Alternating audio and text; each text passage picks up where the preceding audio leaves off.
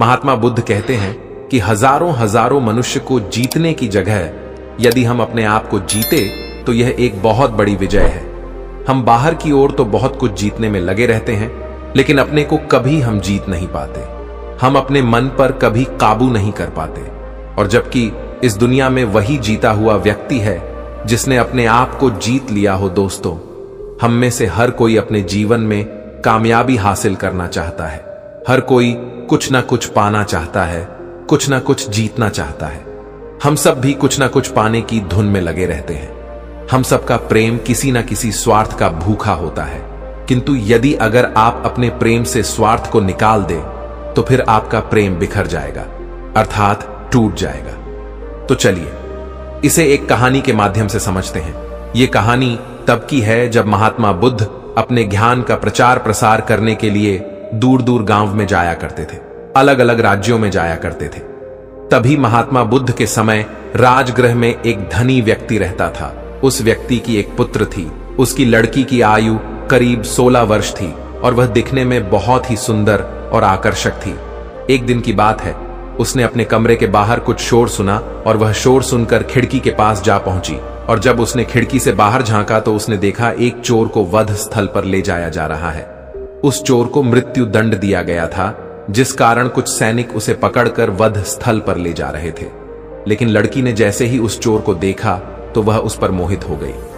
वह उसकी प्रेम जाल में फंस गई। उस चोर के लिए उस लड़की के मन में प्रेम जाग उठा। उसने तुरंत ही अपने माता पिता को अपने पास बुलाया और उनसे कहने लगी, मां, मैं उसी लड़के से विवाह करूंगी, मैं उसी चोर से विवाह करूंगी, और यदि आप लोगों ने मेरा उससे विवाह नहीं करवाया तो मैं आत्महत्या कर लूंगी। माता पिता अपनी पुत्री के मुख से यह सारी बातें सुनकर बड़े आश्चर्यचकित थे। उन्होंने अपनी पुत्री को समझाने की बहुत कोशिश की, लेकिन वह लड़की अपनी बात पर अड़क थी। वह किसी की बात सुनने के लिए तैयार तक नहीं थी। वह लड़की उस चोर के प्रेम जाल में पूरी तरह से फंस चुकी थी और वह कुछ भी सुनने और मानने के लिए तैयार ही नहीं थी। उसने अपने माता पिता को धमकी भी दी कि अगर आप उस चोर को लाने में असमर्थ रहे तो मैं भी जिंदा नहीं रहूंगी। आखिरकार एक पिता अपनी पुत्री की जिद के सामने हार ही गया और वह दौड़ा दौड़ा उन सिपाहियों के पास जा पहुंचा। उसने उन सिपाहियों से कहा, सिपाहियों, इस चोर को छोड़ दो। इसके बदले में मैं तुम्हें स्वर्ण के 2000 सोने के सिक्के दूंगा। पहले तो सिपाही नहीं माने, लेकिन जैसे तैसे उस धनी सेठ ने उन सिपाहियों को मना ही लिया। लेकिन तभी उनमें से एक सिपाही कहता है, हम इसे छोड़ सकते हैं, लेकिन राजा ने इस चोर को मृत्यु दंड दिया है, इसलिए किसी ना किसी को तो इसकी जगह पर मरना ही पड़ेगा। फिर कुछ देर सोच विचार करने के बाद आखिरकार वह सिपाही कहता है, ठीक है, तुम इसे ले जा सकते हो, हम इस चोर की जगह पर किसी और को मृत्यु दंड दे देंगे। इतना कहकर वह सिपाही आगे बढ़ चले और उन सिपाहियों ने किसी दूसरे व्यक्ति को पकड़कर पहाड़ की चोटी से गिरा दिया। और इधर दूसरी तरफ वह धनी व्यक्ति उस चोर को घर ले आया और ना चाहते हुए भी अपनी पुत्री का विवाह उस चोर से करवा दिया। उस चोर का नाम सतक था और वह चोर अपनी पत्नी से बहुत प्रेम भी करता था। हालांकि उसके प्रेम का आधार उसकी पत्नी के आभूषण थे। भले ही उसकी शादी उस लड़की से हुई थी, किंतु मन से अब भी चोर ही था। हर समय उसे अपनी पत्नी के आभूषण ही नजर आया करते थे। एक दिन की बात है, उसने अपनी पत्नी की हत्या करने का षड्यंत्र रचा और खाना पीना सब कुछ छोड़ दिया। देखते ही देखते उसका शरीर बहुत कमजोर हो गया और वह बिस्तर पर पड़ा रहता। इस पर वह युवती अपने पति से कहती है, आखिर क्या बात है, आपने खाना पीना क्यों छोड़ दिया है? इस पर वह चोर जवाब देते हुए कहता है, प्रिय, जब सिपाही मुझे मृत्यु दंड देने जा रहे थे तब मैंने देवी से प्रार्थना की थी कि अगर मैं बच गया तो मैं उनके दर्शनों के लिए आऊंगा, और यह उन्हीं का प्रताप है कि तुम मुझे मिली। लेकिन मैं अब तक उनके पास नहीं जा पाया और इसी कारण मुझे खाना पीना कुछ भी अच्छा नहीं लग रहा। जब तक मैं उनके दर्शनों के लिए नहीं चला जाता तब तक मैं अन्न का एक दाना भी ग्रहण नहीं करूंगा। इस पर वह युवती अपने पति से कहती है, तो इसमें चिंता करने वाली बात क्या है? हम दोनों उन देवी के दर्शनों के लिए एक साथ चलेंगे।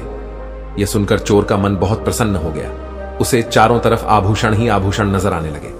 अगले ही दिन वह युवती उन देवी के दर्शनों के लिए तैयार होने लगी। तभी वहां पर उसका वह चोर पति आया।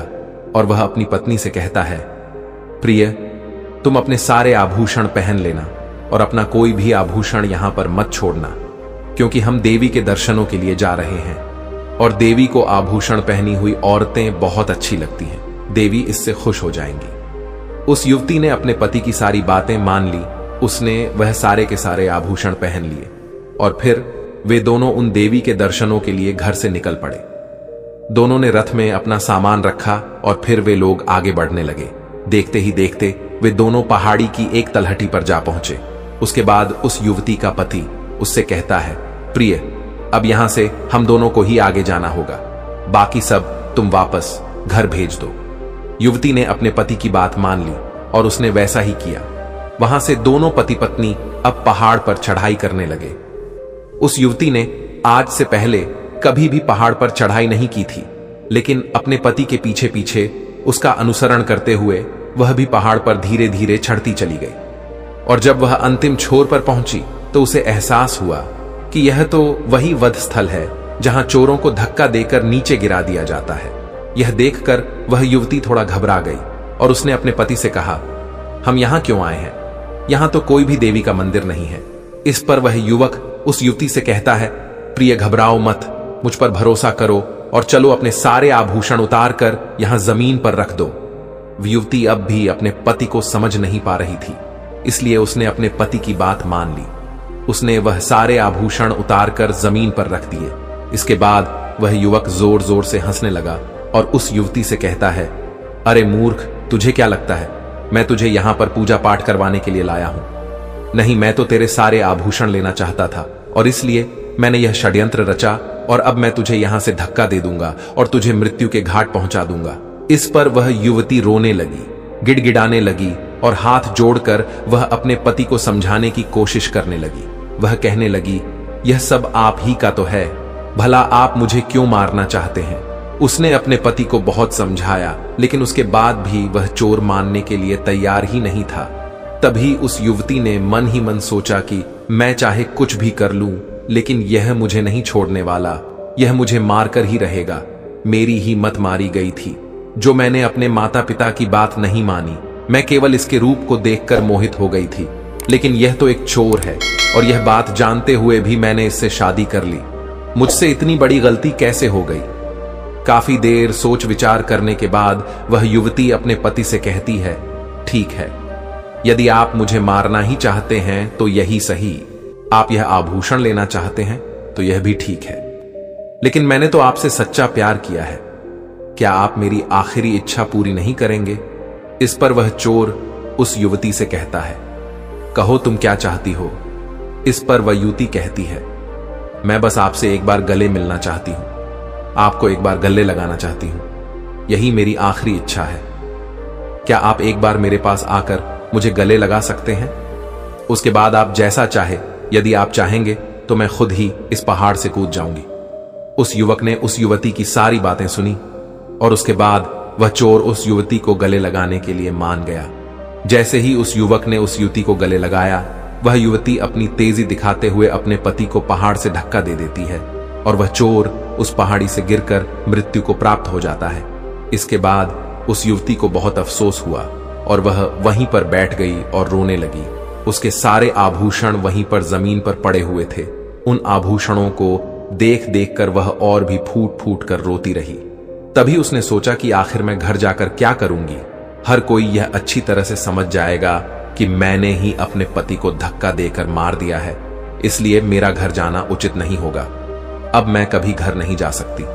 अतः वह घर ना जाकर पासी के एक आश्रम में जा पहुंची। वहां पर उसने प्रभजीत होने के लिए आग्रह किया और वह प्रभजीत हो गई। उन्होंने उसे 1000 प्रश्नों को याद करा दिया और उसे कहा कि अब तुम अलग अलग दिशाओं में जाओ और लोगों के साथ शास्त्रार्थ करो।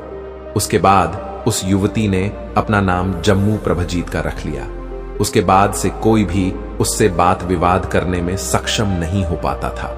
अतः लोग उससे शास्त्रार्थ करते हुए कतराते थे और उसके बाद से जब भी वह किसी गांव में भिक्षाटन के लिए प्रवेश करती तो उससे पहले वह अपने बालों में जम्मू की एक शाखा गाड़ देती, जिसका अर्थ यह था कि वह घोषणा कर रही है कि जो भी उससे शास्त्रार्थ करना चाहता है वही और केवल वही जम्मू की इस शाखा को उसके बालों से उखाड़ सकता है। इसी प्रकार वह एक गांव से दूसरे गांव और दूसरे से तीसरे गांव भिक्षाटन के लिए घूमा करती। देखते ही देखते वह एक दिन श्रावस्ती के एक गांव जहां पहुंची, वहां पर भी जाने से पहले उसने अपने बालों में जम्मू की एक शाखा गाड़ दी और भिक्षाटन करने चली गई। गांव के सभी बच्चे उस जम्मू की शाखा को देखकर बड़े अचरज में थे और ठीक उसी समय भंते सारी पुत्र भी वहां से होकर गुजर रहे थे और गांव के बच्चों को जम्मू की शाखा के पास खड़े हुए देखकर वह बड़े अचरज में पड़ गए। उन्होंने उन बच्चों से पूछा। इस पर उन बच्चों ने सारी पुत्र को सारी बातें विस्तार में बताई। इस पर सारी पुत्र ने बड़ी विनम्रता से उन बच्चों से कहा, जाओ और इस जम्मू की शाखा को उखाड़ दो। इस पर उन बच्चों ने डरते हुए जवाब दिया, ना बाबा ना, हमें बहुत डर लगता है। इस पर सारी पुत्र मुस्कुराते हुए उन बच्चों से कहते हैं, डरो मत बेटा, बस तुम जाओ और उस जम्मू की शाखा को उखाड़ दो। उसके बाद उसके जो भी प्रश्न होंगे उन सभी प्रश्नों के जवाब मैं उसे दूंगा। ये सुन बच्चे बहुत प्रसन्न हुए और उन्होंने उस जम्मू की शाखा को उखाड़ फेंका।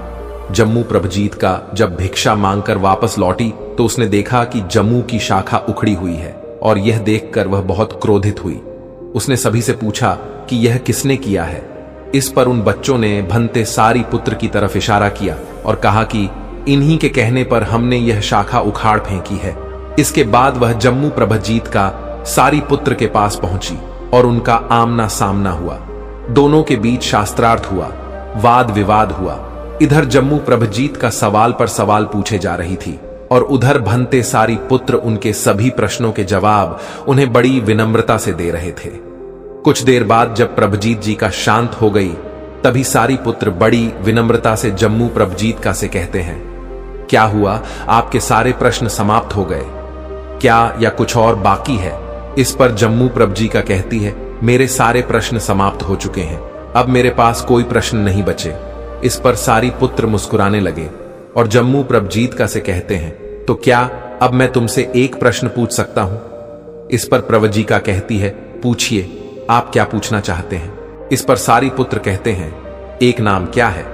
लेकिन प्रभजीत का को इसका उत्तर ज्ञात नहीं था और काफी देर सोच विचार करने के बाद आखिरकार प्रभजीत का ने अपनी हार स्वीकार कर ली और वह सारी पुत्र से कहती है, हे भंते, मुझे अपनी अज्ञानता का एहसास हो चुका है।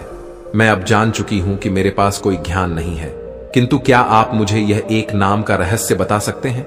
इस पर सारी पुत्र मुस्कुराने लगे और प्रभजीत का से कहते हैं, तुम मेरी तरह ही धर्मपरायण बन जाओ, उसके बाद तुम्हें यह रहस्य स्वयं ही पता चल जाएगा।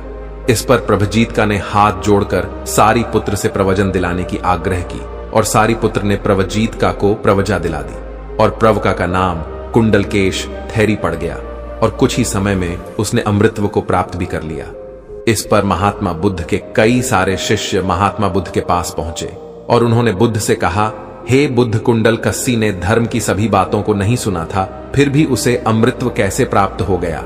इस पर महात्मा बुद्ध मुस्कुराते हुए उन सभी शिष्यों से कहते हैं, भंते, बेकार की 1000 बातों को सुनने से अच्छा है कि केवल एक सार्थक बात को सुना जाए और वह एक सार्थक बात वहां तक पहुंच सकती है जहां तक उन निरर्थक हजारों बातों को याद करने से भी पहुंचाया नहीं जा सकता।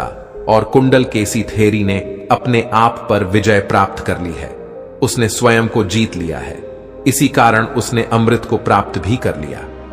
इतना कहकर महात्मा बुद्ध शांत हो गए और उनके सभी शिष्यों को भी उनके सभी प्रश्नों का उत्तर मिल चुका था। तो दोस्तों, इस कहानी में एक नाम का जिक्र हुआ है और मैं जानता हूं कि आप भी जानना चाहते हैं कि आखिर यह एक नाम क्या है। वैसे तो एक नाम को कहा नहीं जा सकता, स्वयं के अनुभव से ही इसे जाना जा सकता है, फिर भी हम आपको इसे समझाने का प्रयास करते हैं।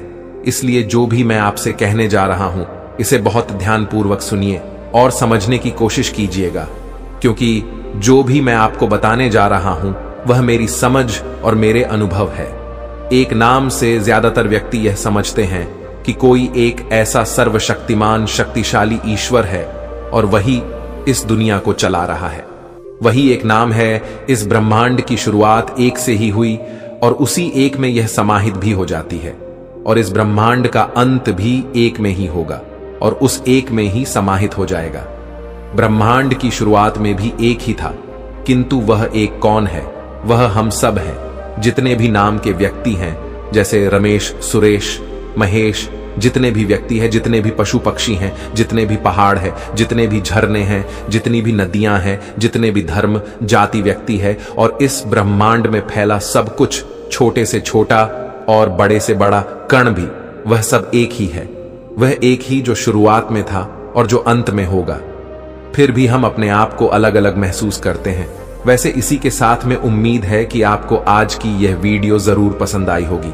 साथ ही साथ अगर आपको यह वीडियो पसंद आई हो तो इस वीडियो को लाइक और अपने दोस्तों के साथ शेयर भी जरूर कीजिएगा, और हमें ऐसे ही सपोर्ट करने के लिए चैनल को सब्सक्राइब और घंटी बटन को जरूर दबा दीजिएगा। तो चलिए फिर मिलते हैं अगली वीडियो में। तब तक के लिए अपना ख्याल रखें। धन्यवाद और नमो बुद्धाय।